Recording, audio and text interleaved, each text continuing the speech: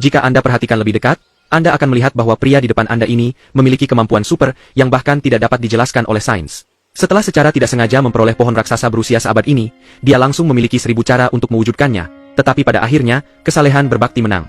Dan kesalehan berbakti ini juga membuat langit bergemuruh dan hujan, dan dia begitu tersentuh, sehingga dia akan menggunakan pohon raksasa ini untuk membuat hadiah bagi ayahnya yang sudah tua untuk memenuhi keinginan ayahnya yang sudah tua selama bertahun-tahun. Dapat dikatakan bahwa potongan kayu ini datang pada saat yang tepat. Terlepas dari ketebalan, panjang dan teksturnya, sangat cocok untuk dibuat.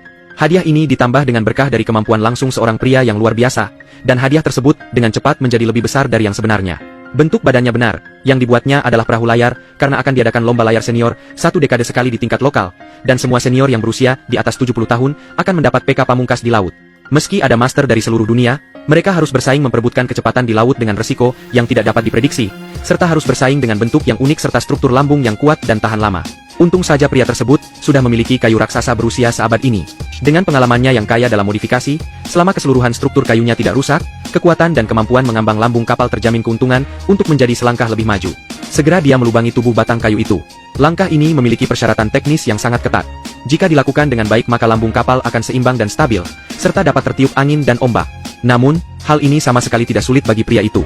Dengan lambaian tangannya yang mempesona, bagian dalamnya dilubangi secara kasar, dan sebuah batang kayu dipasang untuk menopang lambung kapal, dan kemudian untuk keseimbangan dan stabilitas secara keseluruhan.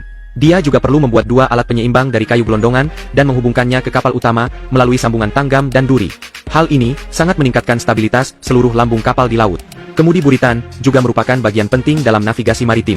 Perahu layar tanpanya ibarat mobil tanpa setir, juga harus dipasang sambungan tanggam dan duri. Lagi pula, dalam menghadapi sifat korosif yang kuat dari air laut, paku besi apapun yang bersentuhan dengan air laut tidak aman, dan layar sama pentingnya dengan mesin mobil. Setelah diikat menjadi bentuk dan dipasang pada lambung kapal untuk menjamin tenaga, langkah selanjutnya adalah merinci lambung kapal. Pertama, platform dek perahu layar perlu diperlebar untuk menyediakan lebih banyak ruang operasi untuk berlayar. Bagian luar lambung kapal dibalut dengan papan kayu untuk membuat struktur yang ramping guna memudahkan navigasi kapal dan membuat bentuk keseluruhan menjadi lebih baik. Celah antar papan diisi minyak tung dan tali rami, serta dipasang penutup palka yang mudah dibuka dan ditutup di ujung depan lambung. Tidak ada bagian yang tidak tersentuh karena celah yang menyebabkan kebocoran air tidak terisi. Kabin kemudian diletakkan dengan dek dan diikat ke lambung kapal dengan pasak kayu dan tali rami. Setelah semua dek yang diperlukan untuk lambung kapal dipasang, papan kayu digunakan untuk melengkapi tepi lambung. Karena bagian luarnya seringkali berada di bawah permukaan air, sambungan tanggam dan duri digunakan untuk mengamankan balok ke perahu. Setelah menyelesaikan potongan terakhir teka-teki dan menggunakan rakit bambu sebagai dek tambahan, Anda kemudian dapat melakukan test drive di pantai. Sekarang semuanya sudah siap. Sebagai hadiah berharga yang diterimanya, lelaki tua itu sangat bersemangat dan tidak sabar. Dia akan menggunakan perahu layar ini untuk menyambut kompetisi yang akan datang berharap. Jadi berlayarlah, Pak Tua.